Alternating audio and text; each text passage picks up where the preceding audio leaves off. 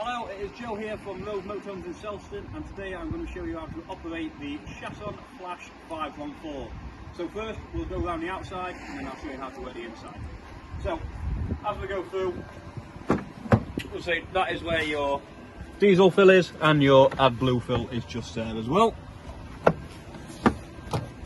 Now coming underneath here is where you have your circuit breakers and blade fuses just behind there. Always worth carrying a pack of spare blade fuses just in case any do go.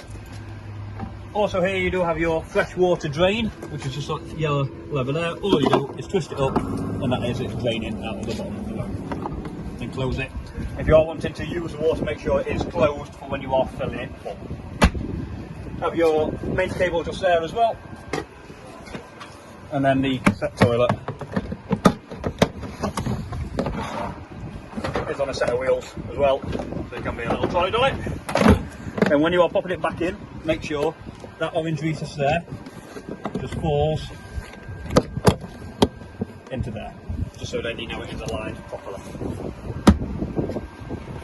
And then coming round the back, you do have your garage area.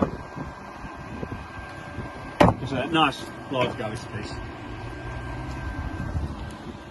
And then popping round to the other side, this is also where your boiler drain is. So just underneath this flap here, your boiler drain is just again there with the yellow tab. Again, all it is a case of lifting it up and that is it draining out of the bottom.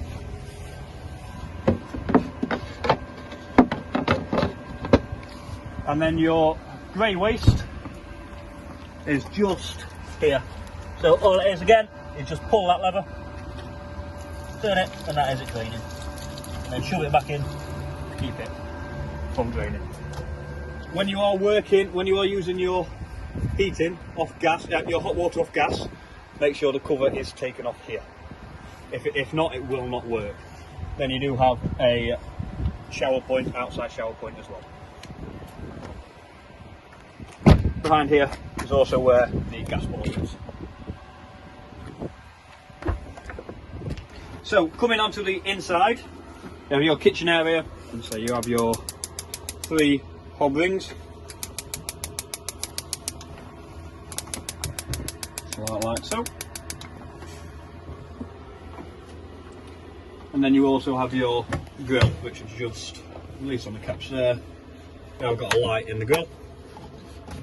Turn it and press that igniter. So, and that is your grill working. When you are driving, make sure that is popped back up just so the door doesn't come flying open.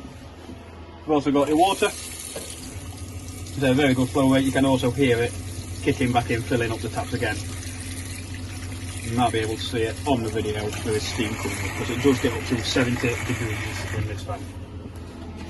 And then coming down to the fridge area, so at the minute with the blue lights indicating, you can see that we are working on mains electric. If you want it to work off gas, all you do is press the flame and that is it now working off gas. Self-igniting, does everything. Then when you are if you are wanting to use the fridge while you are driving, just press that button just there and then it will go when you're driving. But it is going to beep at us at the minute because the ignition is not on. With that as well, it will only maintain its temperature.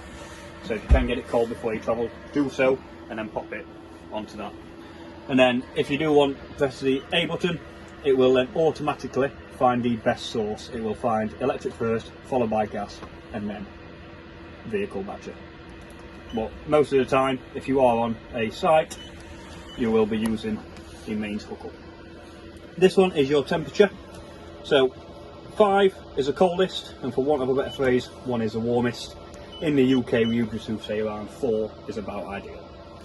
With the fridge, so there's a couple of options I do want to open it. You've got them 2 buttons just there. This is more of a travel look. If you don't want to have to keep pushing them buttons down to open it, there's a little latch just there, which you shove up, and then that will now act as a normal fridge. But again, when you are travelling, make sure that is down, like that, so up and then just down. That is it now on its travel look. And when you are storing it and you don't want to get that bad smell that you get if you do leave the fridge closed for a long period of time, just this here, shove it in, pull it out, and then if you go to close the door now, it will leave it slightly ajar, just to keep the air circulating. And the freezing compartment is just there, which is removable on this one as well. Flick them two latches down, pull it, and it just slides out if you do want to give yourself a big fridge. So, coming on to the main control panel. So, the main control panel you have there is your master switch. You press on, and then you have got your lights, that is your roof lighting. Your water pump, so if you are wanting to use your taps or your shower, make sure that is on. And then that one there is your awning light on the off side. And then coming down to these 4 buttons here, this will, if you press that one, it will show you the rate that your leisure battery is at, which is when it is showing as full. And then if you press the one next to it, it shows you what your vehicle battery is at. And then if you press the one next to that, that is your fresh water, so it is about half full at the minute. And then as the waste fills up, that will also light there as well. And then you have got, press and hold this one, and then it will cycle through, and that is just the brightness of these lights here. And then using the diesel heater on this one is just that switch there. So you've got off and then on. Do say that is about 30 degrees, so just find a temperature where you will find it comfortable for yourself. So that is the heating, and then coming on to the hot water, which is actually just down here on this particular van. So the hot water can work off gas or electric, and if you want it to work off gas, it is just a flick on one of these switches. So you have got 50 degrees there and 70 degrees there. All you do, flick it down, and it will do. If you haven't taken that cover off on the outside, then you will get a red light just appear here, which will show you that there is something, that you haven't done something right, or that there is a fault. So just make sure that you always do take that off, because your hot water will not work. If you do want to work your hot water off electric, it is just this one again, just here, and it is a case of rocker switch on. So off on the rocker switch is just in the middle, so they are both now off. Coming into the bathroom area, so you've got your toilet just there, which is on a swivel, so you can adjust it to how you want it to be. And then your electric flush is just that button just there. So electric flush goes out, and then to release the contents of the bowl into the cassette, slide across just there. And make sure you do slide it back to prevent any smells from coming back up. You have got a heating pipe in here as well, and then that is your main light switch. On the back onto the toilet, you will get 4 lights. As they begin to fill up, it means how full the cassette toilet is getting itself. You've got a 25%, a 50%, a 75%, and a full. So just keep an eye on that when you are using the bathroom. The shower is on an extendable hose just there, and it will just work like a normal shower. Fairly decent flow rate on it as well, and then just popping it back in, just like that.